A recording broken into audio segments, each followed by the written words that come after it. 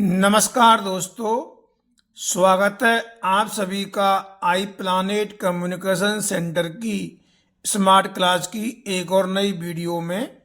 दोस्तों, आज मैं आपको इस वीडियो के माध्यम से RSCIT बुक के लेसन नंबर 11 साइबर सुरक्षा एवं जागरूकता के अंतर्गत सुरक्षित वेबसाइटों और पोर्टलों को कैसे पहचानें इसके बारे में बताने जा रहा हूं।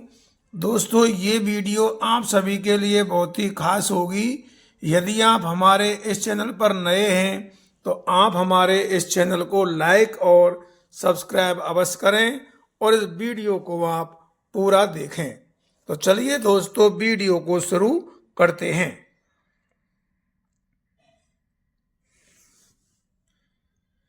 इंटरनेट हमारी जिंदगी में क्रांतिकारी परिवर्तन लाया है। यह हमें समाचार पढ़ने, मनोरंजन का आनंद लेने, अनुसंधान करने, छुट्टियां बुक करने, सामान खरीदने और बेचने, सीखने, बैंक और अन्य कई रोजमर्रा के कार्य करने में सक्षम बनाता है। देखिए दोस्तों, आज इंटरनेट ने हमारी जिंदगी में जो है एक क्रांतिकारी परिवर्तन किया है। आज हम इंटरनेट के माध्यम से समाचार पढ़ रहे हैं, मनोरंजन का आनंद लेते हैं, अनुसंधान का मतलब नई नई तरह की जो खोज हो रही है वो भी इंटरनेट के माध्यम से हो रही हैं। छुट्टियां बुक करने में भी इंटरनेट काफ़ी योगदान है। ऑनलाइन सामान खरीदने और बेचने के लिए भी इंटरनेट का काफ़ी योगदान है। आज जो कुछ भी हम मोबाइल पर या कंप्यूटर पर सीखते हैं वो ऑनलाइन जो है इंटरनेट के माध्यम से सीख रहे हैं। बैंक के सारे काम जो हैं वो भी इंटरनेट के माध्यम से हो रहे हैं और भी कई रोजमर्रा के कार्य हैं उनको करने में भी ये इंटरनेट सक्षम बनाता है।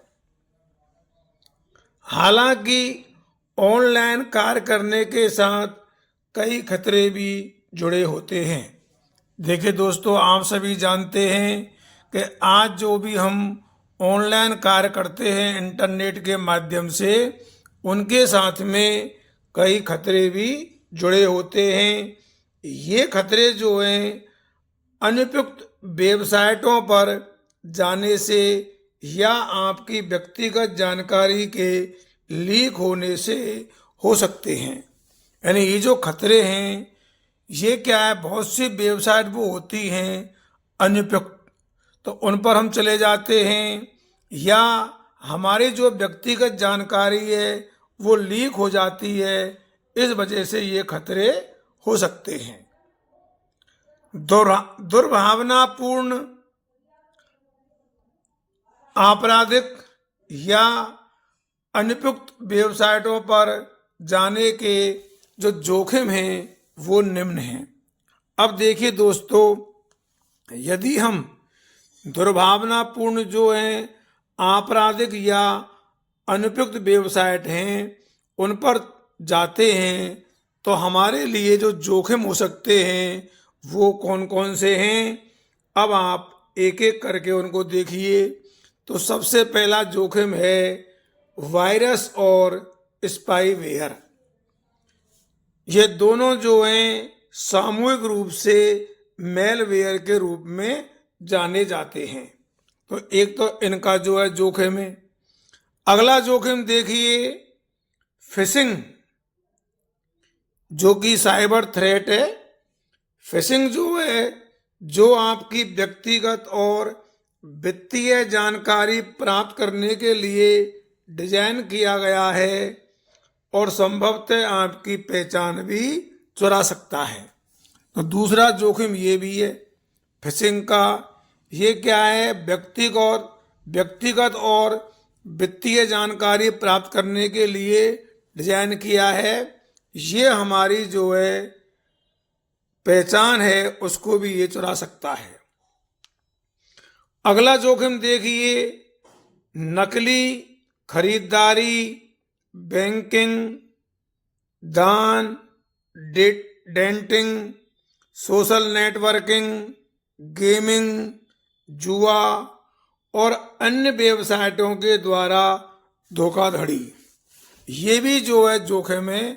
आज जब भी हम गलत वेबसाइटों पर या अनुपयुक्त वेबसाइटों पर जाते हैं तो वहाँ से हम खरीदारी भी हमारी नकली हो सकती है, लेन देन भी गलत हो सकता है, दान है, डेटिंग है, सोशल नेटवर्किंग है, गेमिंग है, जुआ है या अन्य जो वेबसाइट हैं उनके द्वारा धोखाधड़ी भी हो सकती है।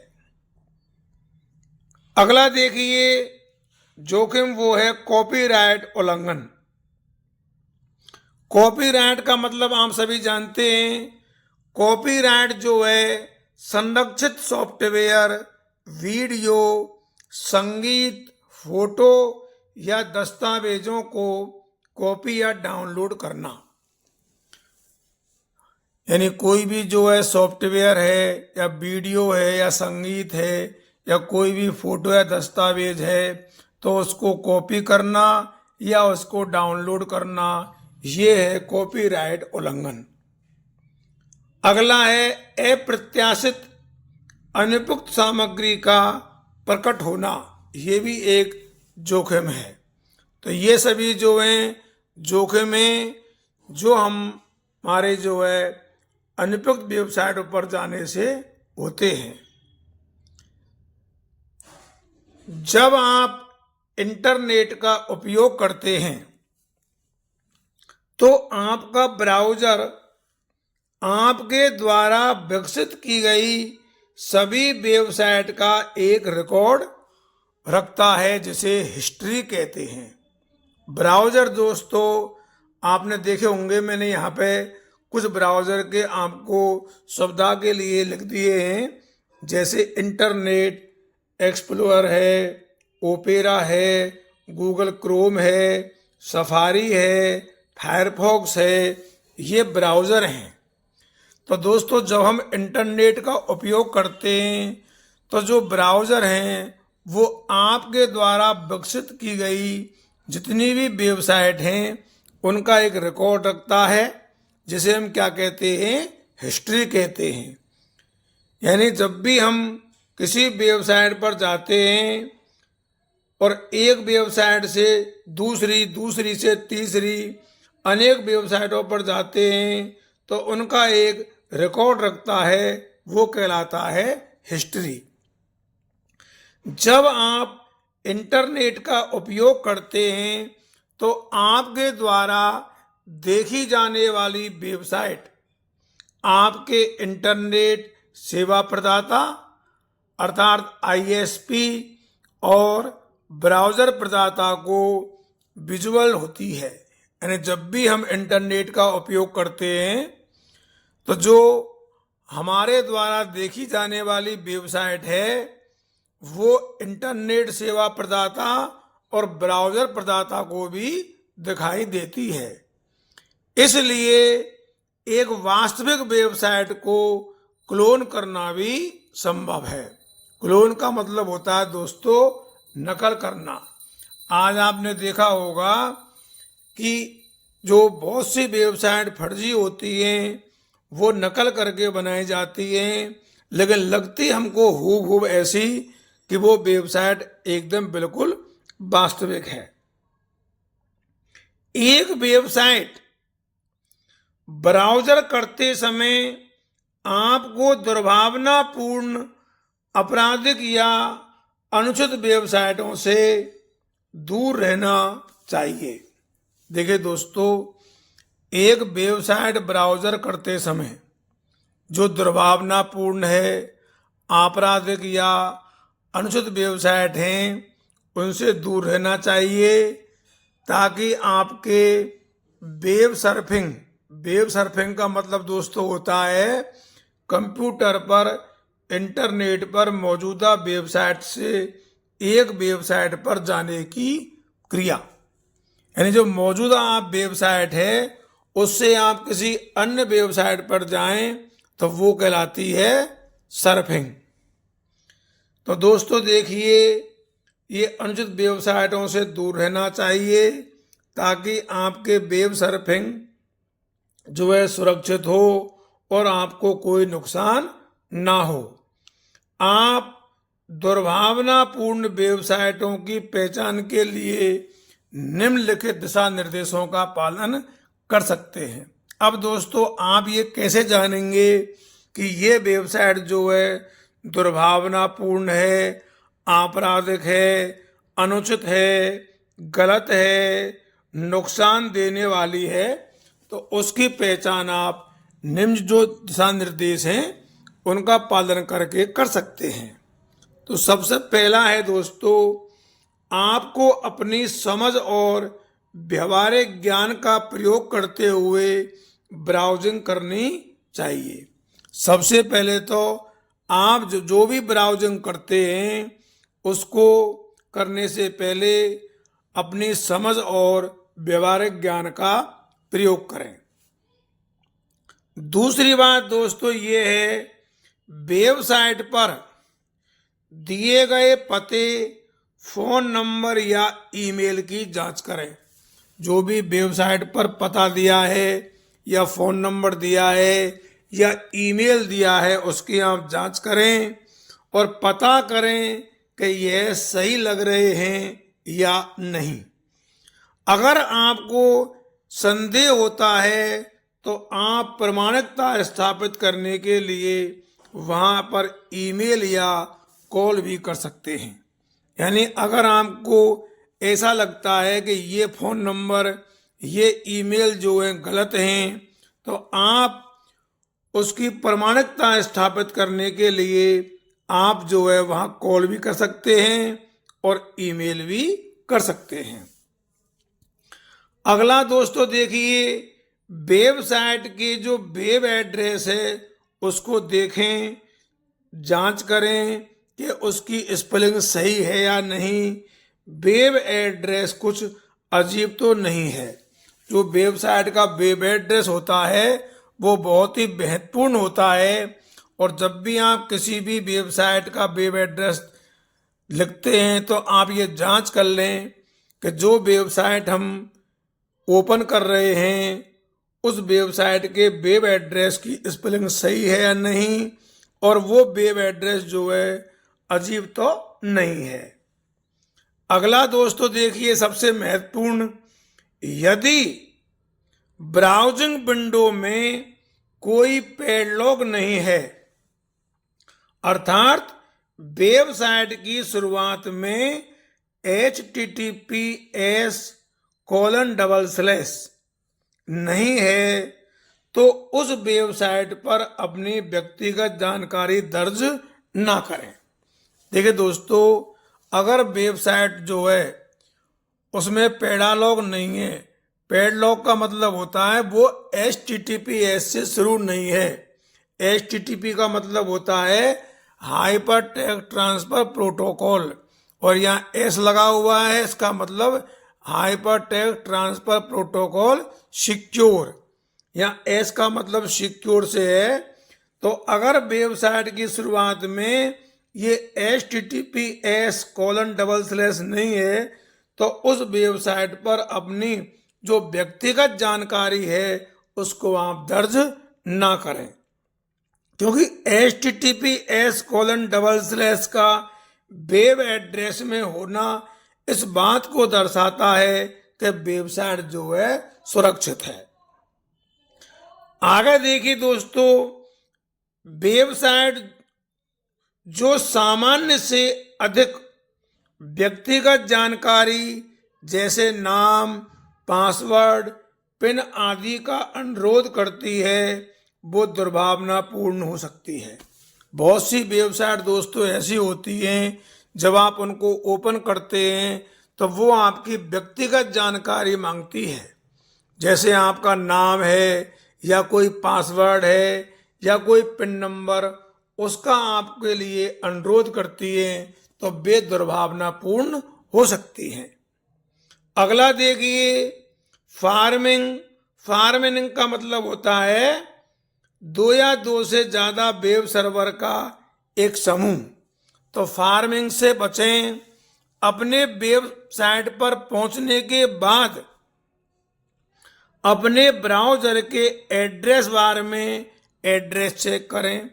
जब आप किसी भी वेबसाइट पर पहुंच जाते हैं तो उसके एड्रेस बार में जो है एड्रेस चेक करें और ये कंफर्म कर लें कि ये वही एड्रेस है जिस वेबसाइट पर आप जाना चाहते हैं। यह कदम आपको एक नकली वेबसाइट पर पहुंचने से बचाएगा। यानी कि आप जब भी किसी वेबसाइट पर जाएं तो एड्रेस बार में उसका एड्रेस जरूर चेक करें, कंफर्म करें कि यह वही एड्रेस है जिस वेबसाइट पर हम जाना चाहते हैं। उदाहरण के लिए आपको ईबे के बजाय EEBAY। अब देखिए, मान लीजिए आपको यहाँ पे इस वेबसाइट पर जाना है तो आपके एड्रेस बार में यही लिखा होना चाहिए, ये लिखा हुआ नहीं होना चाहिए। इसलिए एड्रेस बार में एड्रेस को अच्छी तरह से कंफर्म कर लें। अगला देखिए, वित्तीय निवेश का निर्णय लेने से पहले हमेशा पेशेवर से सलाह लें। वो वेबसाइट जो उच्च रिटर्न का वादा करती हैं धोखाधड़ी वाली हो सकती हैं।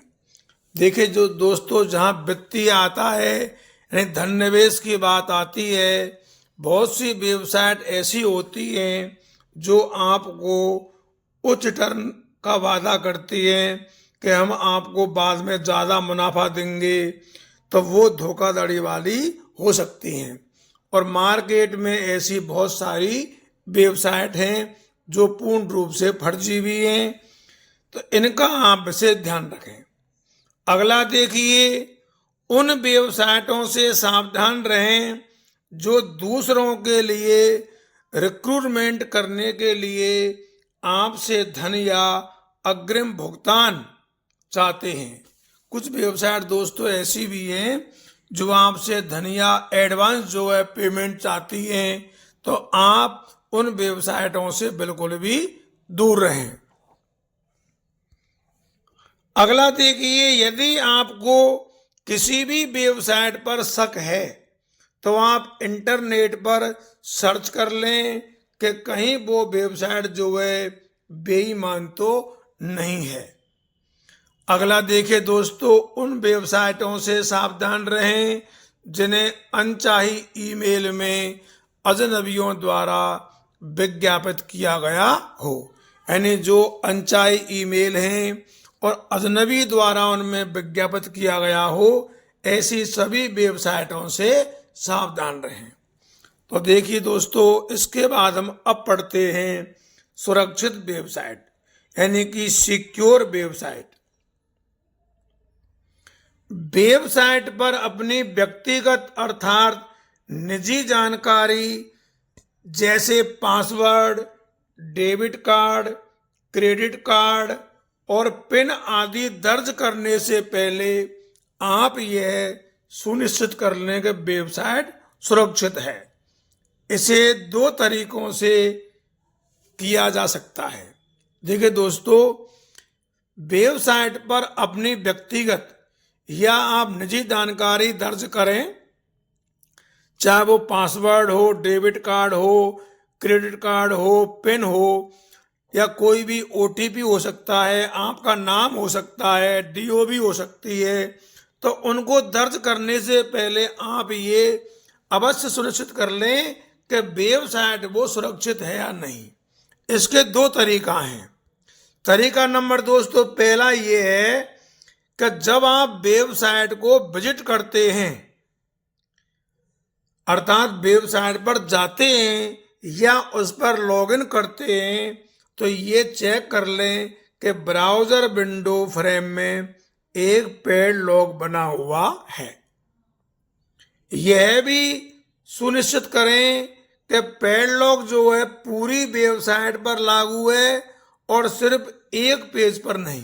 यानी पेड लॉक जो होता है वो पूरी वेबसाइट पर लागू होना चाहिए, ये नहीं वो एक पेज पर ही लागू हो, अन्यथा यह वेबसाइट एक धोखाधड़ी वाली साइट हो सकती है। दूसरा देखिए दोस्तों, वेब पते को https:// के साथ शुरू होना चाहिए। इसमें एस का अर्थ जो है सिक्योर से है। तो दोस्तों ये दो तरीका हैं जो हमें ये बताते हैं कि वेबसाइट के पास एक डिजिटल प्रमाण पत्र है, जिसे एक विश्वसनीय तृतीय पक्ष द्वारा जारी किया गया है। अगर ये दो तरीके जो हैं सही हैं तो हमको ये बताएंगे कि हमारी जो वेबसाइट है वो ओरिजिनल है, उनके पास जो है तृतीय पक्ष द्वारा जारी किया गया एक डिजिटल प्रमाण पत्र है, जैसे जो है वेरीसाइन या थावटे। यहाँ थावटे का मतलब दोस्तों क्या है वो मैंने आपको लिख दिया है। थावटे शब्द का मतलब होता है थॉट, और थावटे जो है कंसल्टिंग एक प्रमाण पत्र प्राधिकरण सीए है, जिसकी स्थापना साल 1995 में दक्षिण अफ्रीका में मार्क शटलवर्थ ने की। इसका अर्थ ये है कि वेबसाइट से ऑनलाइन प्रसारित की गई जानकारी को एन्क्रिप्ट किया गया है और तीसरे पक्ष द्वारा बीच में रोकने या चोरी होने से इसको सुरक्षित किया गया है। तो ऐसी वेबसाइट जिन्हें आप नहीं जानते, उनका उपयोग करते समय एक विस्तारित सत्यापन, जिसको हम बोलते हैं एक्सटेंडेड वैलिडेशन या EBSSL, ये प्रमाण पत्र देखें, जो ये इंगित करता है, ये दर्शाता है कि प्रमाण पत्र जारी करने वाली एजेंसी ने वेबसाइट के ओनर की पूरी तरह से जांच कर ली है। यानी ये जो सत्यापन है ये इस बात का प्रूफ है, ये EBSSL के प्रमाण पत्र जारी करने वाली जो एजेंसी है उसने वेबसाइट के जो ओनर हैं, मालिक हैं, उनकी पूरी तरह से क्या कर ली, जांच। प्रमाण पत्र का प्रकार ब्राउजर फ्रेम में पेड लॉक पर क्लिक करके देखा जा सकता है। क्लिक करने पर एक पॉपअप खुलेगा जिसमें आपको सारी जानकारी होगी। तो दोस्तों इस प्रकार से ये है आज का टॉपिक।